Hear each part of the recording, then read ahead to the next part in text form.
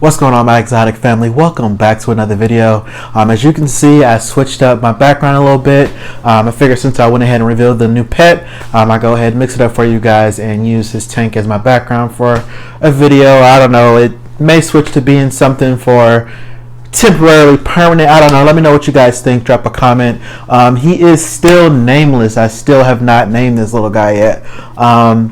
So please, I am asking you guys to drop a comment, give me some name suggestions, because he's still nameless. I don't have any names for him yet.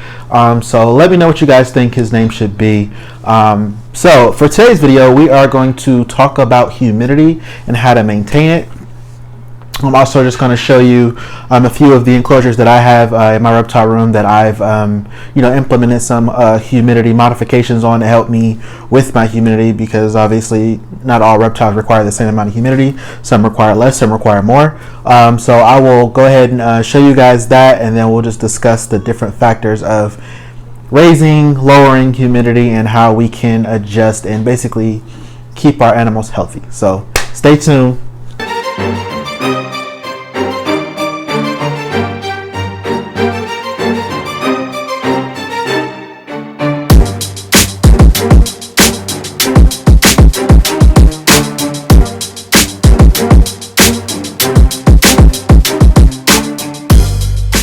Alright guys, so welcome back to the video. We're going to go ahead and jump right in and discuss what exactly is humidity. So by definition, humidity is the concentration of water that is present in the air, which is very important to reptiles because they need a certain level of humidity, because it helps them hydrate themselves for one, because reptile skin does not hold water or moisture for that matter very well. But number two, it's actually one of the key factors in them shedding. Probably is the biggest key factor in helping them shed. So depending on what animal we're talking about, they're going to need different levels of humidity. Humidity is present for amphibians, frogs, whatever, snakes, lizards, all sorts of animals in the reptile world need a certain level of humidity to maintain their lifestyle. So for example, a blood python and a green tree python, their humidity for blood python is usually maintained around 60 to 70%, and for green tree pythons it's usually 65 to 70 as well, so kind of the same. A little bit later I'll actually show you some of the modifications that I've done with those two enclosures to not only get my humidity up but help maintain it as well, to get those full-blown one-piece sheds, and that's what's important. That is one of the biggest measures of if your humidity is where it's supposed to be. So now that we know what humidity is and why it's important, we can also talk about basically there is a such thing as too high of a humidity. Like I said, once again, depending on the animal. So if you have too high of a humidity, it can lead to infections as far as respiratory issues and things like that. So just please always make sure you do your research to make sure you know what to achieve and what not to exceed. Humidity is just as important as temperature, so it's a factor that is definitely needed to keep these reptiles alive and keep them healthy.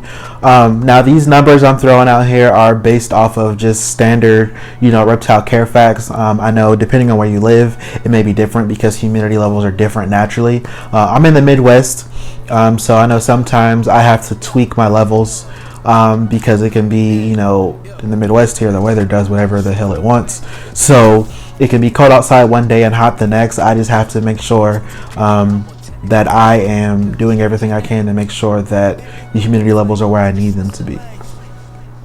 So with that being said, we will start off in the blood python enclosure.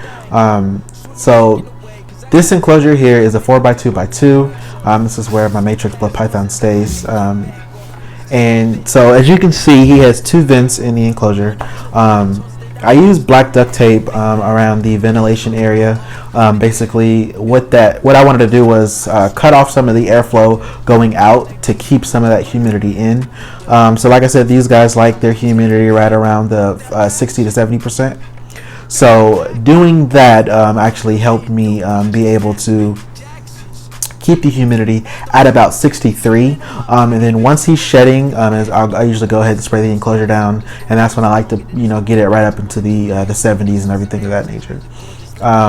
Whereas my green tree python, and you can see here his enclosure is a little bit over what the wanted humidity would be for these animals, but I did just spray him down for this video because as you can see he is deep in shed.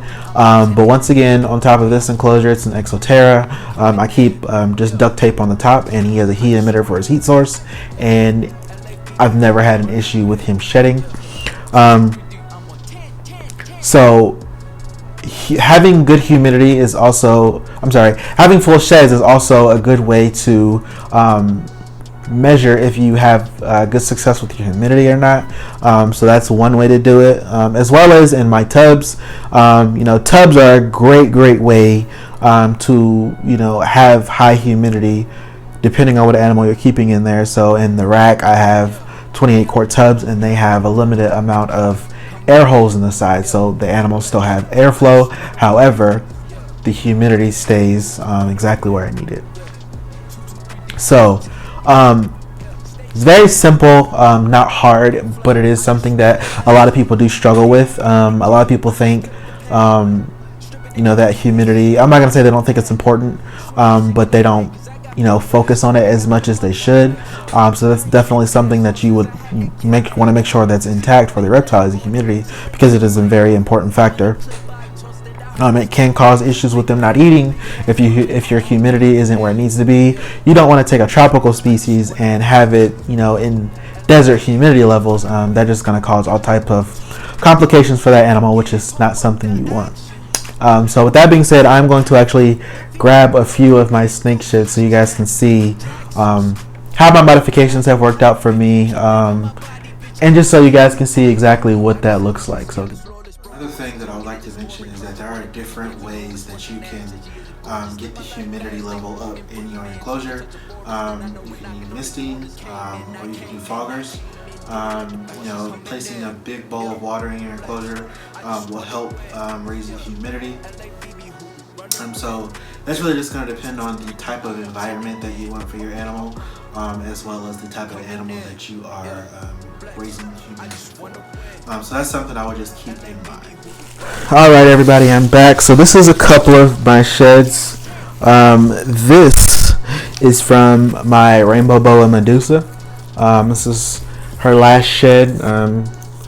She's nowhere near this long. Most of you know that never measure a snake by their shed because the skin stretches and it's not an accurate way to measure a snake. But this is her last shed, very long. But as you see, one full piece, eye caps and all. That is what you want every single time, which is why humidity is important. So there's that one. Here is my carpet python Khalifa. His shed's pretty cool because he's actually got like some patterning on it. But this is his last shed. Okay. And then my big boy Luther, full body shed every time. So I know some people are against glass enclosures, or they think all snakes should stay in a particular type of enclosure. And that's fine. Everyone is allotted their own opinion. However, I think it depends on if that particular person is, for one, making the modifications to make sure they can achieve those same results, but also putting in the work to research and make sure that their animal has everything that they need to have that good life, to make sure that our requirements are met. So I think it's important to just make sure at the end of the day the humidity levels, the temperatures is where it needs to be. So that is the focus of this video. I'm sorry it seems so choppy. I just kind of like looking around at different things.